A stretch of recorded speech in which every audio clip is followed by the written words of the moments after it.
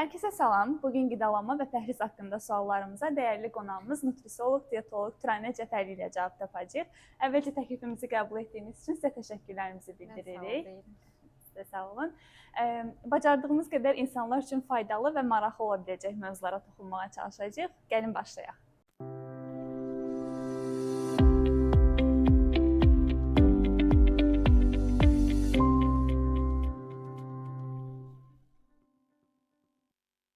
Düşünürəm ki, sosial medianın həyatımıza qatdığı ən yaygın trendlərdən biri də pəhrizdir. Hansı ki, pəhriz saxlayan insanların sayı eyni zamanda bir şəkildə sağlam yaşamaya çalışan insanların sayı da kifayət qədər çoxalıb. Hansı ki, bu doğru və şuurlu şəkildə ediləndə müsbət nəticələrini də görürük. Ümumiyyətlə, gəlin görək pəhriz nədir, yəni nə dərəcədə doğru anlayırıq pəhrizi. Pəhriz yalnız məhdudiyyətlərdən ibarətdir və nəyə görə pəhriz individual olmalıdır? Demək, pəhriz sözü eşidəndə insanların ilk ağlına gələcək ac qalmalıyam, çörəkdən imtina etməliyəm, şəkəri tamamilə kəsməliyəm kimi ifadələr formalaşır. Əslində, pəhriz fərqli bir sistemdir. Hansı ki, demək, pəhriz insanın sağlamlığını, xəstəliyini, bədəninə duyduğu ehtiyaclarımızı nəzərə alaraq yazılan bir, tərtib olunan bir yemək planıdır. Bəzən olur ki, pəhrizlə sağlam qidalanmanı insanlar qarışdırırlar. Pəhriz, dediyim kimi, bir insanın xəstəliyi, hansısa bir xroniki xəstəliyi varsa da, onun bədəni ehtiyac duyduğu bəzi qidalar var, onları biz planlı şəkildə tərtib edirik. Sağlam qidalanma isə insanın həyat tərzinə çevrilməlidir ki, biz o pəhrizlərə ehtiyac duymayaq. Pəhriz hər insana görə dəyişir, çünki hər bir insanın maddələr mübadiləsi fərqlidir, genetik kodlarımız fərqlidir və ona görə də pəhriz mütləq individual yazılmalıdır. Bir şəxsin həyat tərzi, iş qrafiki, ümumiyyətlə bədəndə olan xəstəliklər nəzərə alınaraq, yəni individual olmalıdır. Məsəl üçün, bir qastrit xəstəsinə yazılan bir menyunu şəkərli diabet xəstəsinə yazmaq qətiyyən düzgün bir fikir deyil. Əslində, məncə ən çox səhvə yol verilən nöqtə də budur. Bəli, Hər kəs bəlli başlı pəhrizləri götürüb özünə tətbiq etməyə çalışır və nəticələr də çox da yaxşı olmur. Və hətta bəzən ümumiyyətlə karbohidratdan imtina edirlər. Yəni pəhriz zamanı karbohidratı sadəcə məhdudlaşdıraraq arıqlayacaqlarını düşünürlər. Bəs buna necə yanaşırsınız? Son zamanlar düzdür, çox görürük ki, insanlar karbohidratı tamamilə minimum səviyyəyə salırlar. Amma bu düzgün bir şey deyil. Çünki karbohidrat bilirik ki, bizim enerji mənbəyimizdir. Prosta fərqində olmurlar, bizə hansı karbohidratlar lazımdır, bizə kompleks karbohidratlar lazımdır, hansı ki bunlar qarabaşaqdır, düyüdür, tam taxıllı bitkilərdən alınan karbohidratlardır. Sadə karbohidratları biz minimum səviyyəyə salmalıyıq. Çünki bəzən insanlar bilmədən karbohidratı minimuma salır və ketoz vəziyyətinə düşürlər. Bu da insanlara çox pis nəticələrlə üzləşirlər. Hətta hormonların pozulmasına, maddələr mübadiləsinin zəifləməsinə qədər gətirir çıxardır. Və sizin müşahidələriniz əsasən ümumiyyətlə pəhriz saxlayan insanların hətta bəlli individual yazılmış menyularda belə yol verdikləri səhvlər nələrdir? Çox görürük yol verilən səhvləri. Son zamanlarda ən çox bu sosial şəbəkələrdə görünən bu şok monodiyetlərdir ki, məsələn, bir növ qidalanırlar. Bu da bədəndə malnutrisiyanı, yəni qida çatışmamazlığına gətirir çıxardır. Hətta görmüsünüz ki, ölümcül vəziyyətlərə qədər gətirir çıxardır. Yanlış informasiyalardan biri də odur ki, insanlar həddindən artıq çox kalorini aşağı salırlar. Bu da qətiyyən düzgün deyil, çünki maddələr mübadiləsi aşağı düşür və sonra bədən kortizol hormonu qalxdıqda və insan həddindən çox yeməyə məruz qalır. Bu da atdığı çəkini və 2 qat artığına gətirir çıxardır. Bir araşdırma oxumuşdum və deyir ki, ümumiyyətlə bədən hazırki vəziyyətini qorumaq üçün fokuslanmışdır. Yəni, məsələn, bəlli bir çəkidəyik və bu çəkini atdıqsa, bədən hər şey edir ki, o çəkini yenidən alsın. Və bunu davamlı saxlamaq da əslində ona görə önəmlidir. Bəli, ona görə məsəl üçün deyir ki, insanların sağlam həyat tərzi vərdiş halına çevrilməlidir. Çünki tez-tez diyet edən insanlarda bədən ekonom fenotip durumuna yönəlir. Çünki bədən hər zaman elə başa düşür ki, bugün mən ac qalacağam və yediyi hər bir şeyi qidalanmaq və depolamaq istəyir. Ona görə gündəlik sağlam həyat tərzini biz vərdişə çevirmək çox önəmlidir ki, bu durumlardan rastlaşmayaq. Yəqin ki, hamı görüb, sosial mediada da çox yayılmışdır. Bu insanlar arıqlamaq məqsədilə chia toxumundan dəhşət çox istifadə etdilər. Hər şey Yəni hər şeydə qida rasionunun əsas hissəsinə çevrilib chia toxumu. Bəs ümumiyyətlə bu arıqlamada nə kimi bir önəmi var? Həqiqətən yəni insanların arıqlamasında bir rolu varmı və ümumiyyətlə faydaları nələrdir orqanizm üçün? Sırf arıqlamaq məqsədilə yoxdur yəni. Çox gözəl sualdır. Hətta pasientlərim mənə bəzi sosial belə şəbəkələrdən videolar atırlar ki, mən chia toxumunu belə buna qarışdırıb içsəm nə bir möcüzəvi bir şey alacağam deyə. Amma onu bilin ki, möcüzəvi bir qida yoxdur. Yəni o heç bir qida möcüzəvi deyil. Amma chia toxumu çox zəngin bir qidadır, hansı ki omega 3 yağ turşularından zəngindir və tərkibində yüksək miqdarda lif var. Və bu lif bizim bağırsağımızda olduğu bir müddətdə bizə toxluq hissini həddindən çox verir. Amma insanlar onu həddən artıq çox istifadə edirlər. Yəni günə 1-2 çay qaşığını artıq olmamalıdır. Çünki səbəbi odur ki, bağırsaq həddən artıq çox şişkinlik verir. Bu hətta qəbzliyə qədər gətirib çıxardır və lazım olan vitaminlər hansı ki bizim bağırsağımızda sorulur, onların sorulması baş verir. Ona görə miqdar çox önəmlidir. Yəni buna fikir vermək lazımdır. Az öncə də vurğuladınız kalori haqqında. Məncə insanlar kalorinin nə olduğunu tam da başa düşmürlər. Gəlin elə ilk buradan başlayaq ki, ümumiyyətlə kalori nədir və hesablanması, fikir verilməsi bu qədər önəmlidir. Yəni kalorilərin hesablanması effektiv arıqlamada nə dərəcədə əhəmiyyətlidir?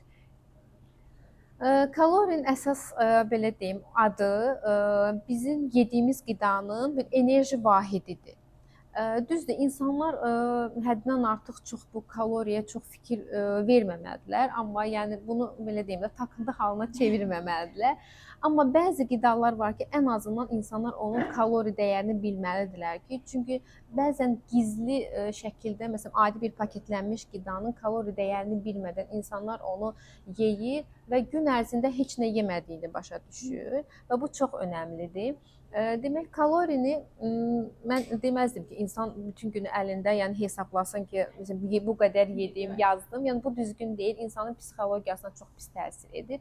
Amma bəzi qidalar var ki, onların istərdim ki, hər bir kəs miqdarını bilsin, kalori miqdarını. Məsəl üçün adi bir yediyimiz bir paketli bir qidanın, yəni onun 300 kaloriya qədər dəyəri olduğunu bilməyini istərdim. Amma hər hansı bir sağlıqlı bir səhər yeməyi, məsəl üçün bu ola bilər 2 yumurta, göyərti, xiyar, pomidor, bunun ümumi olaraq 150 kaloriyadan ibarət olduğunu, yəni ən azından bunlarını bilmək istərdim ki, çünki çəki alma vermə dönəmində bunları bildikdə bizim belə deyim işimiz daha da yaxşı olur. Əslində biz insanlara bu arıqlama zamanında yəni sırf məsəl üçün sən yumurta yeməlisən, tutaq ki, göyərti yeməlisən deyil. Maarifli şəkildə bu qida sənin bədəninə necə təsir edir və paketli yediyimiz qidadan məsələn 400 kalori alacaqsan, amma tərkibində heç bir vitamin, mineral yoxdur. Yəni bu səbəbləri istərdim ki, insanlar daha çox maarifli şəkildə bilsinlər. Həm də araşdırmalar da göstərir ki, ümumiyyətlə qida üzərindəki kalori miqdarı 20% səhvliyi olur. Yəni bu məsələn 100 kalori yazırsa 80-120 arasında bir rəqəm olur. Ona görə yəni belə sizləmiş takıntı kimi hesablamağın bir mənası. Yəni dediyim kimi ən azından aldığımız bir qidanın arxasını çevirib, yəni baxmaq olar ki, bir kiçik yəni bir paketli bir qidanın 400-500-ə qədər kalorisi olur. Ən çox istifadə edildiyimiz qidalar. İndi isə keçək lifli qidalar haqqında danışaq. Az öncə də vurğuladınız. Ümumiyyətlə lifli qidalar, hansı qidalar liflə zəngindir? Ümumiyyətlə orqanizmimiz üçün lifin nə kimi bir xeyri var? Və lifli qidalardan da ən geniş yayılmış belə almanı misal göstərə bilərik. Hətta belə bir sosial mediada belə bir videoda yayılıb ki, almanı göstərirlər. Həkimlər də qorxur, qışqırır və qaçmağa başlayırlar. Biraz bu almanın faydalarından da danışa bilərik. Tamam. Mən həmişə vurğulayıram ki, liflər bizim bağırsağımızın süpürgəsidir. Çünki bilirik ki, bağırsaqda bu artıq maddələr, lazımsız maddələr çox olur və bunu təmizləmək üçün bizə bir süngər lazımdır, hansı ki, bunlar da liflərdir. Gün ərzində hər bir insan 25-30 qrama qədər lif qəbul etməlidir, amma çox təəssüf ki, heç kəs də bunu etmir.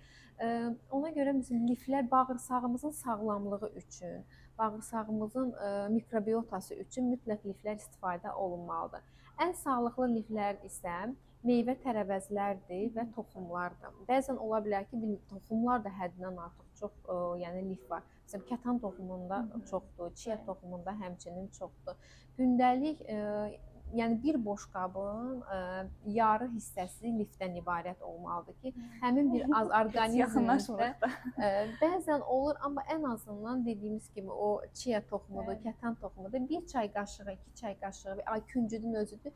Yəni yeməklərə səpilsə istər-istəməz bir 5-10 qramını ondan almış oluruq. Elə mən də istifadə edirəm əslində. Səhərlər içirəm bir çay qaşığı chia toxumudur, kətan toxumu və ağ küncüt qarışdırıb içirəm. Bax, bir də belə bunu da vurğulayım ki, ümumiyyətlə bir qidanı dayanmadan hər gün istifadə etmək düzgün deyil. Çünki ona qarşı intoleranslık yaranır bədəndə, həssaslıq yaranır. Nə qədər rəngarəng olsa, yəni adi bir boşqab yemək hazırlayırsa da boşqabımız çox rəngli olmalıdır, rəngarəng olmalıdır. Yəni ona görə tərəvəz çox yeyilir. Ən çox rəngli də tərəvəzlərdə olduğu üçün tərəvəzlər çox istifadə olmalıdır. Almaya gəldikdə alma çox belə deyim, yaxşı, gözəl meyvədir. Tərkibində lif çoxdur, dəmir var, bəzi minerallar, vitaminlər var, amma almanın da miqdarı önəmlidir və yeyilmə saatı çox önəmlidir. Meyvələr ümumiyyətlə ac qarnına yeyilməməlidir ilk növbədə, bir də axşam saatlarında yeyilməməlidir. Səhər saatı ac qarnına ona görə yemirik ki, çünki qan şəkərimiz qalxır və anidən enə bilir. Axşam isə insulinə həssas olduğumuz üçün piyələnmə verir. Çünki bilirik ki, alma da, yəni meyvələr özü də fruktozadan ibarətdir. Yəni o çevriləndə də glikoza. Yəni bu həmin proses onsuz da axşam saatlarında ləng getdiyi üçün, yəni yağlanma prosesi meydana çıxır. Ona görə yemə saatı çox önəmlidir, miqdarı çox önəmlidir. Almanı yeyirik səhər günorta yeməyindən yarım bir saat sonra. Biraz niyə görə məsələn lifli qida yeyəndə uzun müddət tox qalırıq, onu araşdırmışdım. İzah edirdi ki, məsələn həlli olan liflər gelə çevrilir və mədədə belə doluluq yaradır, bəli. O da beynə toxluq siqnalını yollayır və biz uzun müddət az yesək də uzun müddət hiss edirik özümüzü.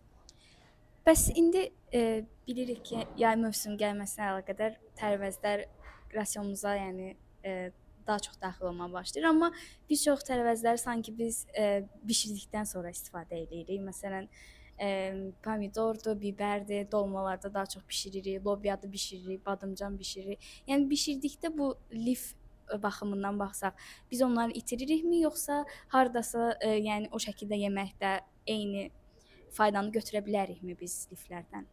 Əlbəttə ki, yox. Bişirdikdə və çiğ olanda lif baxımından miqdar olaraq həm aşağı düşür, həm də keyfiyyət olaraq aşağı düşür. Amma yenə də əgər məsəl üçün bir insan çiğ tərəvəz yemirsə də, biz ona yenə bişmiş şəkildə yeməyi tövsiyə edirik. Mütləq hər yeyəndə, hər yeməkdə çiğ tərəvəz istifadə olunmalıdır. Ən azından yəni bir göyərti şəklində, çünki tərəvəzlərin tərkibində olan vitamin, mineral dəyəri bişdikdən sonra çox aşağı düşür. Hətta elə tərəvəzlər var ki, onun tərkibində heç nə qalmır. Bir də baxır, bişirilmək qaydaları da çox önəmlidir burada. Məsələn, adi bir brokolini çox insan 10-15 dəqiqə qaynadır. Yəni burada heç bir bunun tərkibində olan maddədən söz gedə bilməz. Amma biz brokolini 3-5 dəqiqə qaynadırıqsa da, onun tərkibində olan bütün mineral, vitamini mənimsəmiş oluruq. Yəni bişirmək qaydası çox önəmlidir. Və yaxud da hansısa bir sobaya qoyuruq, aşağı 180 dərəcədə onu biz bişiririksə də, yenə həmin tərəvəzlərdən vitamin, mineralı almaq var. Yox, həddindən çox qaynama prosesi gedirsə də 200 dərəcədə, onun tərkibində heç bir vitamin, mineral qalmır. Bəs ümumiyyətlə biz sağlam həyat tərzinə keçmək istəsək, yəni qidalanmamızı normal, sağlam vəziyyətə gətirmək istəsək, bilirik ki, qidaların miqdarı ilə yanaşı, eləcə də qəbul olunma saatları, yəni qəbul olunma vaxtları da gün ərzində önəmlidir. Yəni gün ərzində neçə dəfə qidalanmaq sizcə tövsiyə olunandır? Ən məşhursan. Gün ərzində neçə dəfə yeməliyi. Hətta bəzi belə bir prinsip də var, az-az ye, tez-tez ye. Və bu prinsipə yanaşmağınız necədir? Tamam. Demək, ümumiyyətlə sirkadian ritm var bədəndə, bilirsiniz siz də bunu. Ona görə yemə saatları çox önəmlidir və hansı saatda nə yeyirik, bu da çox önəmlidir. Əsasən bu insana görə dəyişir. Çünki belə deyim, insanların həyat tərzləri fərqlidir. Evdə oturan insanlar var və daim fiziki aktiv olan insanlar var. Yəni məsəl üçün bir insan əgər bir fəhlə işləyirsə də fiziki yükü artıqdır. Həmin insana biz gündə 2 dəfə, 1 dəfə ye deyə bilmərik. Çünki bunun bu alma vermə enerjisinin dəngəsi var. Yəni bunlar çox önəmlidir. Yəni insana görə dəyişir. Amma son zamanlar, yəni belə deyim, müşahidələr göstərir ki, insanlarda 2 dəfə yemək kifayətdir. Çünki biz həddən artıq çox fiziki işlərə, ağırlıqlara məruz qalmırıq. Yəni əsasən bəli, oturaq həyat tərzi çoxdur. Ofislərdə işlər həddən artıq çoxdur və transportda bildiyimiz kimi hər şey rahatdır. Hər kəs hər yerə gedib vaxtında çata bilir. Və ona görə yəni son zamanlarda belə deyirəm, tövsiyə edərdim ki, insanlar 2 dəfə qidalansınlar.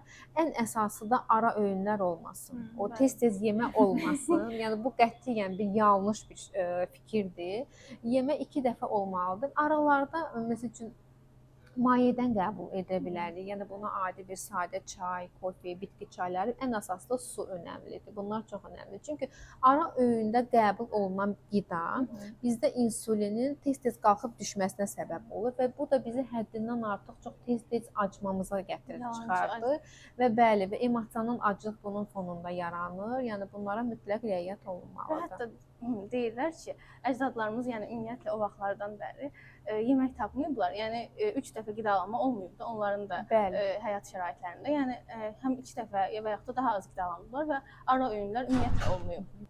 Bəs əgər gündə 2 dəfə yeməliyiksə, bu 2 yemək arasındakı ideal vaxt sizcə nə qədər olmalıdır? Əgər 2 dəfə yemək yeyiriksə də, bu da şəxsə görə dəyişir. Əgər bir insanın məsəl üçün iş rejimi səhər saat 8-dən axşam saat 7-yə qədərdirsə də, axşam saat 8-dən sonra qida qəbul etməməlidir. Və səhər 12 saat əgər bir acılığı yaşayırsa da 12-14 saat aclıq çox önəmlidir. Yəni axşamdan səhərə kimi. Çünki bu bizim qan şəkərimizin aşağı düşməsi üçün önəmli bir prosesdir. Və səhər saatlarında individualdır. Əgər bir insan deyirsə də mən səhər yeməyəndə özümü narahat hiss edirəm. Yəni bu doğru bir fikirdir. Ola bilər ki, həmin zaman bu insanda kortizol hormonu çox yüksəkdir. Yemək istəmir. Amma 1-2 saatdan sonra mütləq yemək yeyilməlidir. Hansı ki bu gəlir saat 11-12 aralığına və əsas ana öğün 11-12 aralığında edirsə də bir şəxs, ondan bir 3-4 saat sonra, yəni minimum 4 saat gözləməliyik. Minimum 4 saat fasilə verməliyik. Bəs gec saatlarda qida qəbulu nə üçün zərərlidir? Zərərlidir, çox zərərlidir, belə deyərdim. Çünki ümumiyyətlə saat 8-dən sonra bizim orqanizmdə heç bir ferment, enzim olmur ki, bizim aldığımız qidalarda parçalanma, həzm prosesi baş versin. Bu ən önəmlisi. İnsulin həssaslığımız artdığı üçün axşam saatlarında qida qəbulu qətiyyən olmaz və ən əxsusda bizim yuxumuzu pozur. Hansı ki biz yediyimiz zaman bizə axşam bilirik ki, melatonin hormonu lazımdır. Əgər biz hansısa bir ağır bir yemək yeyirsə də, şirniyyatla çay içiriksə də bizim kortizol hormonumuz yüksəlir və melatonin hormonu balansını pozur. Buna görə mütləq önəmlidir. Yatmazdan 3-4 saat əvvəl qidanı kəsmək lazımdır. Çox istəyiriksə də, nəsə kontrol edə bilmirsə də bitki çayları içə bilirik. Buna da çoban yastığıdır, melisadır. Saat 8-dən sonra yediyim yeməklər gözümə Keçək növbəti ən önəmli məsələlərdən birinə. Bu da maye qəbuludur. Gün ərzində nə qədər maye qəbul etmək lazımdır? Bəziləri deyir ki, ən az yayda 3 litr qəbul olunmalıdır. Amma bu yəqin ki, individualdır hər kəs üçün. Yəni bu şəxsdən insandan insana dəyişir. Və bu dəyişmələrin səbəb nədir və insandan insana necə dəyişir bu mayenin miqdarı? Qida kimi, yəni su da çox önəmlidir. İndividual niyə individualdır? Çünki hər kəsin fərqli çəkisi var. Çəkiyə görə hesablayırıq. Bir də bədəndə gedən xroniki xəstəlik varsa da, onu da nəzərə alırıq. Yəni ona uyğun su miqdarı tətbiq olunur bir insana. Bəzən olur ki, insanlar suyu ancaq susuz dayanda içirlər, amma bu düzgün bir şey deyil. Duzlu yemək yeməsəm. Çünki hüceyrə arasında maddələrin daşınma bir prosesi var ki, bu su ilə həmin proses baş verir. Hətta həzm prosesi, yəni yeməklərin belə deyim, parçalanması da su ilə baş verir. Yəni gərək bağırsaqda su olsun ki, həmin proses baş versin. Detoksikasiya bildiyimiz həmin o prosesdə su ilə getdiyi üçün su çox önəmlidir. Yəni hər hansısa bir çay içmək, kofe içmək, şirin qazlı içəcəklər bunlar bizim su anlamına gəlmir. Amma bəzi tərəvəzlər var ki, bəli, onların tərkib hissələri həddən artıq çox su tutur. Məsələn, buna xiyarı, kələmi misal çəkə bilərəm ki, 90% sudan ibarətdir. Ən azından mütəmadi olaraq bunları gündəlik istifadə edəndə də biz su balansımızı ödəyirik. Miqdarına gəldikdə isə ortalama deyərdim ki, bir insanın çəkisini 3 ml vururuq. Yəni məsəl üçün bir insan 60 kilodursa da bu 1 litr 800 ml su içməlidir gündə. Suyun miqdarı ilə yanaşı temperaturu da önəmlidir. Yəni içdiyimiz suyun temperaturu. Bu da yəni mədədə müxtəlif proseslərə səbəb olur temperaturdan asılı olaraq. Bunu izah edə bilərsinizmi? Əlbəttə ki, hər bir necə dərimiz, yəni bizim bədən temperaturumuz da var. Hər insanın bədən temperaturu özünə görə də dəyişir. Amma yəni bu o demək deyil ki, bizim bədənimiz soyuq su istəyir gündəlik hər gündə.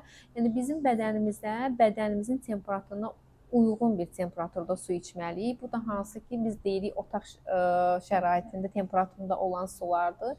Çünki təsəvvür edin ki, bir dəriyə soyuq su əlavə etdikdə biz nə hissi yaşayırıq? Yəni orqanlarımız da o şəkildə. Yəni istər-istəməz səhər ələxüsusda insanlar soyuq su içirlər soyuducudan. Yəni bu çox zərərlidir. Orqanların həddən artıq çox iltihablaşmasına gətirir, çıxardır. Və bir də səhərlər limonlu su içməkdir.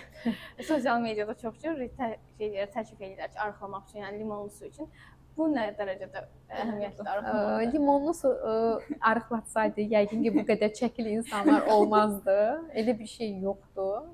Limonlu su prosta insanlar, yəni suyun pH dəyərini artırdı. Bir də insanlarda belə deyim, limon nədir? Vitamin C-dir, bəli. Suya əlavə etdikdə və bu da bizim səhər-səhər orqanizmə daxil olduqda istər-istəməz bağırsaq peristaltikasında dəyişiklik baş verir. Yəni antioksidant gəlir kənardan. Bu da səhər açıqlarına.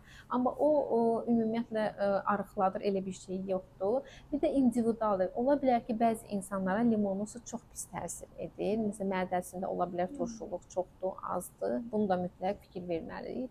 Yəni insanlar sosial mediada sirkəli su içirəm, limonlu su içirəm, elə bir şey olmamalıdır. Bir də mən xatırlayıram uşaq vaxtımdan anam həmişə deyirdi ki, bəs yeməyin üstündən su içəndə, yəni içmə, su aparacaq yeməyi, böyrəyə aparacaq və yeməyin mədədə qalmayacaq. Mən də buna inanırdım. Hətta hələ də, yəni bilsəm ki, belə bir şey mümkün deyil. Fizioloji, anatomi olaraq. Yenə də bu su məsələsi gələndə gözümün qabağında o canlanır ki, getdi böyrəyə yeməklə su. Yəni həqiqətən buna görəmi yemək üstündən su içmək olmaz, yoxsa başqa bir səbəbi mi var yemək arasında su içmək, yemək üstündən su içmək? Mən yenə vurğulayıram ki, hər bir şeydə miqdar önəmlidir. Bir insan var ki, yemək yediyi zaman 1-2 qurtum su içir. Bu normal bir şeydir. Yəni heç bir proses burada baş verməyəcək. Elə bir insan da var ki, yemək yeyə-yeyə dayanmadan 2-3 stakan suyu içir. Əlbəttə ki, bu ziyandır. Səbəbi nədir? Səbəbi su özü qələvi olduğu üçün və biz mədədə də mədə turşuluğumuz var ki, hansı ki biz yediyimiz o qidanı mədə turşusu parçalayır, yəni həzm prosesi gedir. Tutaq ki, bir ət yeməyi yeyirsiniz. Əgər biz yeməklə su qəbul ediriksə də, həmin balansı, yəni o turş qələvi balans pozulur. Qələvi mühit çoxaldığı üçün, yəni həzm prosesi ləngiyir və turş mühitin də orada əmələ gəlməsi üçün vaxt gedir və insanlar da həddən artıq çox köpə bilir. Ona görə yəni bu düzgün bir fikirdir. Amma çox istəyiriksə də, məsələn 1-2 qurtumla heç bir proses baş verməyəcək. Bəs mən araşdırma oxumuşdum. Bu yeməkdən əvvəl su qəbulu ilə əlaqəlidir. Hardasa yəni burada iştirakçıları 2 qrupa bölürdülər araşdırmada. Bir qrupa yeməkdən əvvəl 500 ml su içmələri tövsiyə olunurdu, yəni deyilirdi. Digər qrupda isə yəni su verilmirdi və sadəcə olaraq mədələrinin dolu olduğunu təsəvvür etmələri istənilirdi. Və bu araşdırma 12 həftə ərzində davam etdirilir. 12 həftənin sonunda həmin iştirakçıların çəkiləri ölçülür və görürlər ki, əvvəl yeməkdən qabaq su qəbul edənlərdə çəkilərində daha çox azalma müşahidə olunur digərlərinə nisbətən. Hətta 4 kiloqrama yaxın azalma müşahidə olunmuşdur. Yəni burada da deyirlər ki, əslində yeməkdən əvvəl su qəbulu nisbətən insanı tox saxladığı üçün yemək zamanında daha az kalori əldə edirik. Burada proses necə gedir onu izah edeyim. Demək mədə ən çox əzələlər orqanıdır. Yəni əzələ həddindən artıq çox var orada. Yəni yığılıb boşalması baş verir. İnsanlarda da bu fərqlidir. Məsələn, böyük mədəsi olanlar var. Çünki o gündəlik yemə miqdarına görə həmin mədənin ölçüsü dəyişir. Əgər biz mədəni yeməkdən 10-15 dəqiqə əvvəl əlbəttə ki, su ilə doldururuqsa da bir qismi dolmuş olur. Və ondan sonra qəbul edilən yemək istər-istəməz, yəni mədə toxluq hissi, yəni yaşayırıq deyə, ona görə çox önəmlidir yeməkdən bir 10-15 dəqiqə əvvəl otaq temperaturunda su qəbul etmək. Çünki tam mədənin dolma hissini biz görürük. Mən də yeməkdən dərhal sonra çay içməyi araşdırmışdım. Yəni bu məncə Azərbaycanda edilən ən böyük səhvlərdən biridir. Ümumiyyətlə deyir ki, çayda tannin adlanan bir maddə var. Hansı ki, bu tək çayın yox, məsələn, üzümün, qozun tərkibində də mövcuddur və bu tannin maddəsi məsələn protein parçalanmasına təsir göstərir. Yəni bu prosesi zəiflədir. Bundan əlavə ümumiyyətlə həzm sistemində, yəni həzm prosesində iştirak edən enzimlərin işini zəiflədir. Nəticədə ümumi yediyimiz qidanın parçalanması, absorpsiyası da zəifləmiş olur. Bir də ən önəmlisi minerallara birləşir bu maddə və məsələn dəmirə, sinkə birləşir və onsuz da çox miqdarda dəmir absorpsiya olunmur. Biraz da çay içirik və bu dəmirin absorpsiyasını azaldır və hətta çox ciddi vəziyyətlərdə anemiya da gətirib çıxarır. Yəni bu düzgün bir fikir deyil. Yeməkdən sonra həmən kofein qəbul etmək. Çünki özünüz də vurğuladım ki, yəni ümumiyyətlə yeməkdə olan vitamin, mineralın absorpsiyasını tamamilə aşağı salır. Bu məlumatı mütləq atam bilməlidir. Başladım qoca kişilər kimi yemək üstündən çay içməyə. Mən yeməyin altından, çayın altını eyni vaxtda yandırıram ki, yemək bitən kimi o dəqiqə çaya keçim. Ümumiyyətlə məncə son zamanlarda bu çox yayılıb. Ətrafımda da çox görürəm. İnsanlar maqnezium içir, çoxlu vitamin preparatları qəbul edirlər, hətta heç bir həkimə danışmadan bunu edirlər. Ümumiyyətlə bu içilən preparatlardan nə dərəcədə effekt alırıq və nə dərəcədə düzgün qəbul edirik vitamin preparatlarını?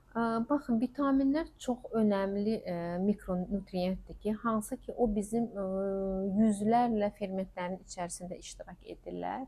Amma bəzi vitaminlər düzdür, bədəndə sintez olunmur. Biz onu qida ilə almalıyıq. Yəni əgər bir insan sağlam şəkildə qidalanırsa da, gündə lazım olan miqdarda vitamin mineralını alırsa da, onun heç bir qida əlavəsi vitamin içməyə ehtiyacı yoxdur. Bu başqa. Bəzən olur ki, insanlar nə gəldi yeyirlər və mən vitamin içirəm, sağlam olacam. Belə bu da yanlışdır. Çünki həmin insanda bağırsaq florası pozulduğu üçün o içdiyi vitaminlər də effektiv olmur.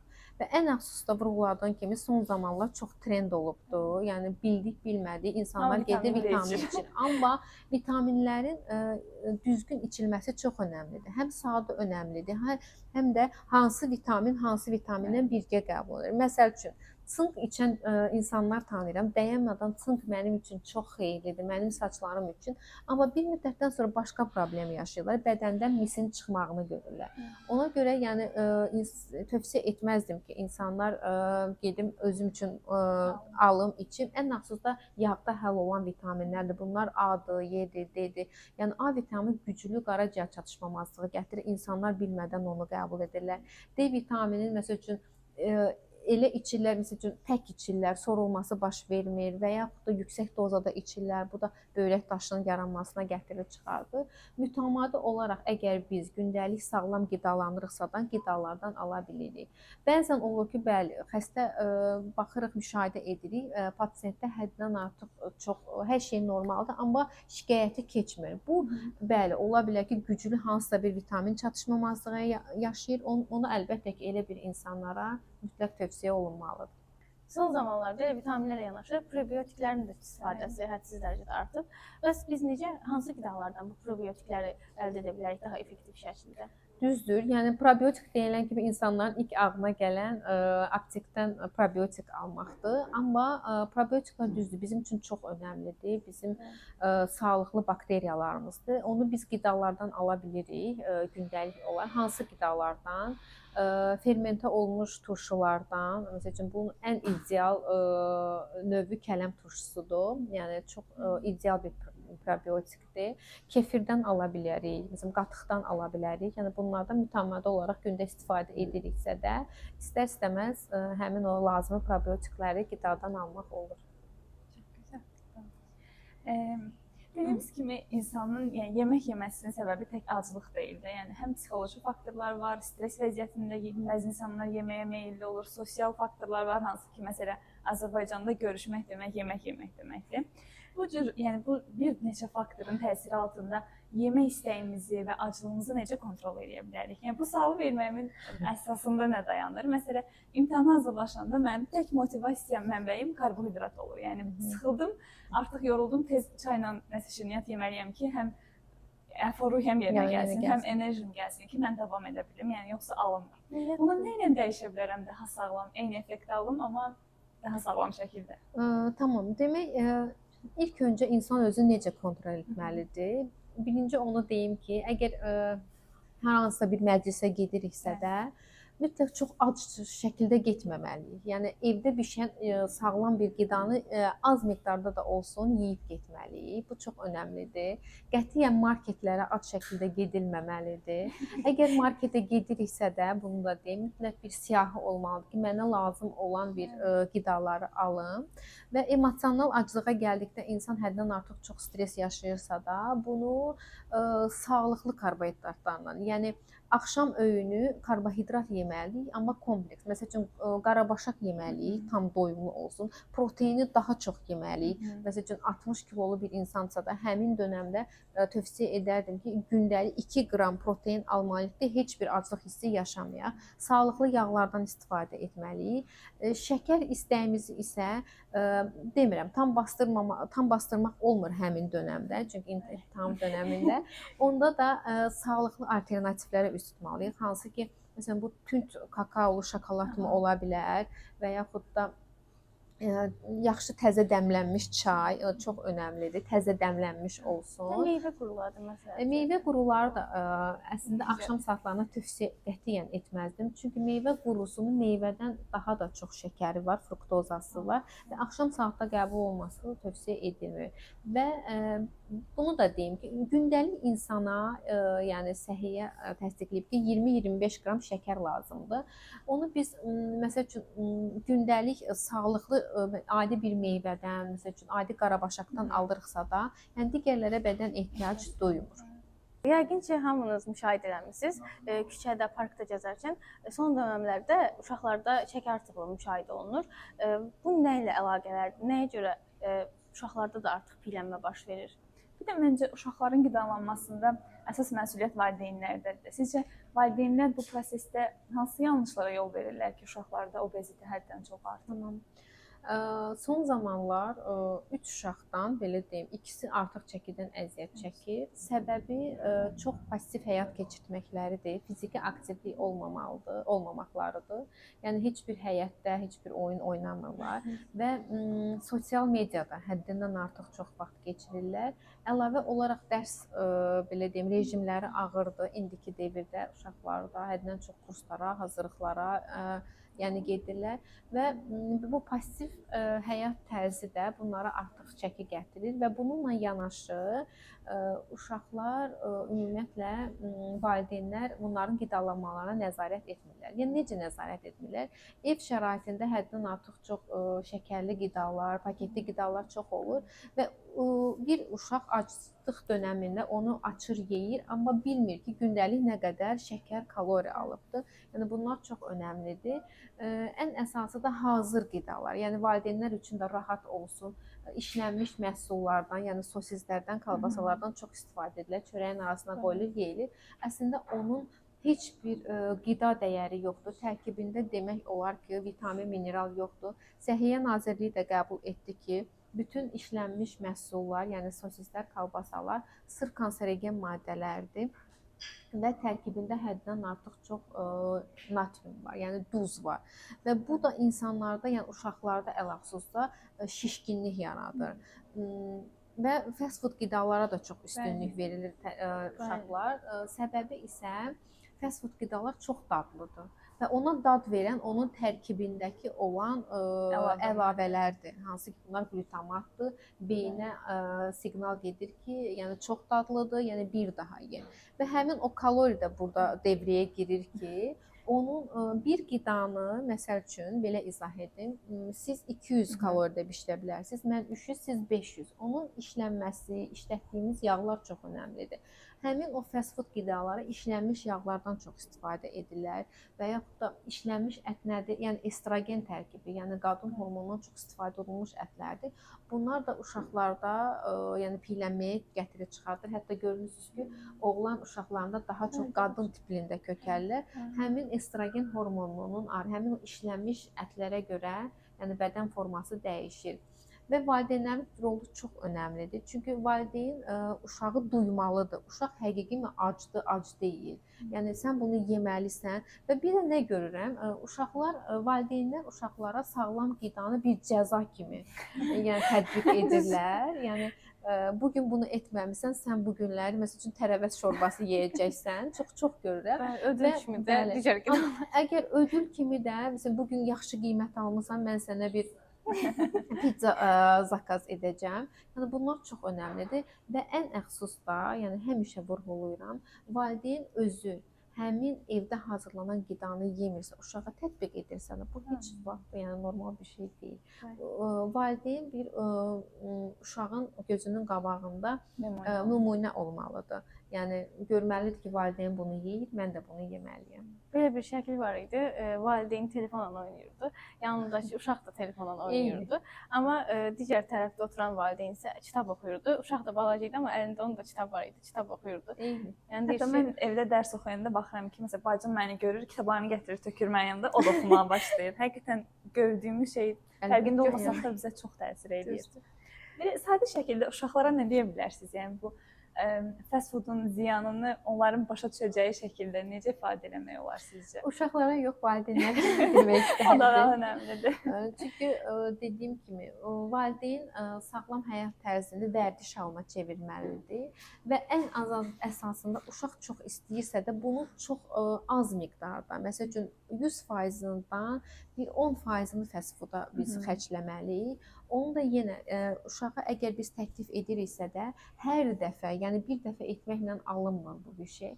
Hər dəfə uşağı maarifləndirək dərəcədə bunun bizə bədənimizə verdiyi dəyəri izah edə, yəni istər uşaqlarda da formalaşır. Ona görə valideynlər ən əsası burada ortaya girən valideynlər olmalıdır. Son olaraq sadə amma önəmli olduğunu düşündüyünüz hansı nüanslar vurğulaya bilərsiniz? Yəni ən azından gündəlik qidalanmanızda bunlara diqqət edin dediyiniz hissələr. Ən əsası səhər su ilə başlayın günümüzə. Hər öğündə mütləq boşqabımızın yarı hissəsi tərəvəzlərdən ibarət olsun. Yemək aralıqlarına 4-5 saat fasilə verin. Ən əsas da 8-dən sonra qida qəbul etməyin. Ən əsası, yəni olmazsa olmaz yuxunuza fikir verin. Yuxu olmazsa heç bir sağlam həyat tərzindən söhbət gedə bilməz. Çox sağ olun, dəyərli fikirlərinizi bizimlə də bölüşdüyünüz üçün, suallarınızı cavablandırdığınız üçün. Düşünürəm ki, bu suallar həm bizim üçün nə qədər yəni maraqlıdırsa, izləyicilərimiz üçün də o qədər maraqlı olacaq. Təşəkkür edirəm sizə də. Siz sağ olun, xoş oldu mənim üçün də. Və bizim videomuzu burada yekunlaşdırmaq istəyirik. Ümid edirəm ki, hər biriniz üçün çox faydalı olar və artıq sağlam qidalanma yolunda kiçik də olsa bir addım atmaq üçün təşəbbüs göstərərsiniz.